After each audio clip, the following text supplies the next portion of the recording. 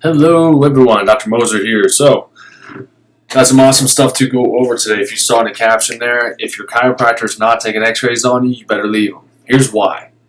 So number one thing whenever we're talking about chiropractic, when we're talking about subluxations in the spine, is that the only way that you're able to fully analyze for subluxations in the spine is through a set of x-rays.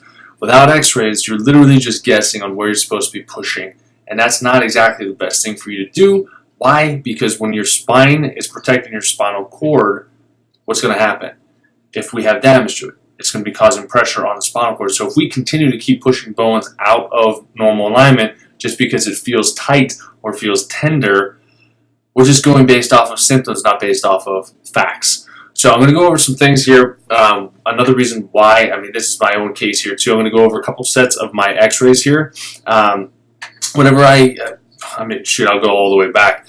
So whenever I was younger, I always had knee issues. I ended up having two medial meniscal surgeries on my left knee, and then eventually afterwards I started developing a Baker cyst on my right medial side or inside part of the knee. And so that really limited a lot of the things that I was able to do. And so what happened was I wasn't being treated properly. Okay, and here's what I mean by that. So whenever I was going in, I found out that I had that low back issues. I had some curvature, some subluxations through my spine. So I ended up taking a set of x-rays on myself to see if there was something else that I was missing. And sure enough, there was. So whenever we look at my x-rays here, I'm going to make sure I pull up the starting set here. Okay, I go through and I share the screen. There we go. All right, so the other one's behind, so don't do that. Okay, perfect. So when we're looking at this film, we're looking at a couple of things. Yes, there's a lion on my desktop because it's awesome, and it's also our son's favorite animal currently, that and dogs. So if we're looking here, we have an anatomical short leg when we're talking about this guy right here, okay? So if you guys can see it, we have the left leg pulled up here, right legs drop down quite significantly.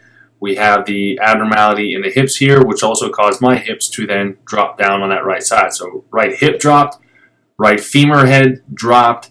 I could get adjusted until I was blue in the face, but nobody was ever going to fix that. Why? Because I'm an adult. All right, my growth plates are already fused. There's no way to be able to get that type of situation to come back to normal. It doesn't matter how many times I get adjusted. So when you have a chiropractor, like, oh, you have a short leg, and they adjust you and say your leg's completely short, either they're thinking that they can do more than they can, or they're lying to you. Because people would tell me all the time, oh, your legs are balanced, your legs are balanced, your legs are balanced, you're good, you don't have to come back and see me for a little while.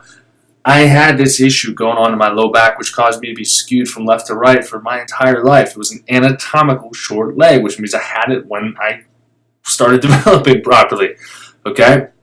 So what I did was I measured, okay? I measured about how big of a difference it was between one side to the other. And if I remember correctly, it was about 12 millimeters, okay? 12 millimeter difference. So I had a lift, custom lift made for my foot there, and I put it in, and guess what happened? I'll show you my x-ray that I just took yesterday. My hips are bounced, okay? So, cool. So basically what you're seeing here is, yes, my hips started to level back out. My femur heads are about level. Hips are about level.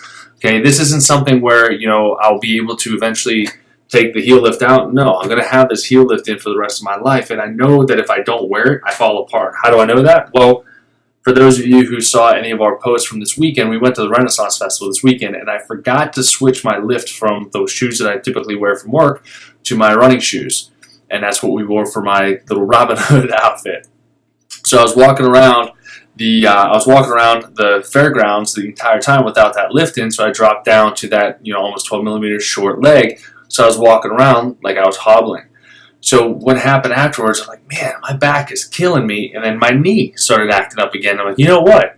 The funny thing about symptoms is you totally forget about them when they go away. I forgot that I had that knee issue until I found out that I didn't have that lift in. Sure enough, I slid the lift back in, and in about a day or so, the knee pain went away, the back pain went away, and everything went to normal. So here's why you cannot treat based off of symptoms is, yes, you can absolutely have aggravated nerves or subluxations in the spine in your low back that are going to be causing you to have pain there, 1,000%. But if we just keep pounding away on a spine that's not balanced because the foundation's off, because it's an anatomical thing, then we're never going to get the results. We're going to be lying to our patients, and we're just going to think that we can do more than we actually can. So know your limitations, and if you don't have x-rays or your chiropractor doesn't have x-rays, make sure you go somewhere and get them taken so that way you can figure out how to analyze them perfectly. So Chris, how do you measure accurately? So when we look down in the lower back, there's a specific lumbar view. It's called the modified Ferguson view, and basically you angle up the x-ray tube and you shoot into the hips, and you're able to see your pubic symphysis, which is this guy right here. One second, let me switch back over. Your pubic symphysis, which is right down in here, okay?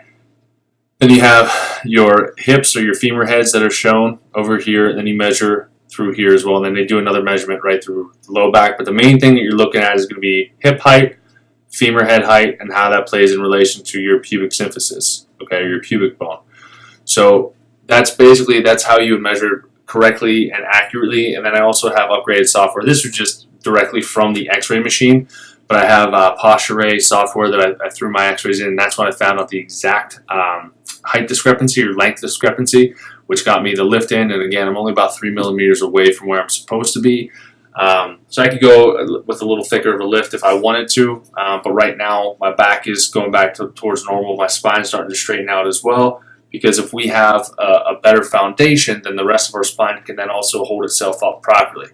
So that's just one of the reasons that x-rays are fantastic to take. And if you're not taking them, then again, you're just getting treated like everybody else, and you're getting treated for your symptoms. And my goal for myself and for my patients is to make sure that we're not just chasing symptoms all the time, because if we just wait for symptoms to come, they're sure enough going to come. And when they do, we're going to wonder, what the heck happened? Where did this come from? I didn't do anything differently. And think about doing toxic things to your body. You're breaking down your spine every day.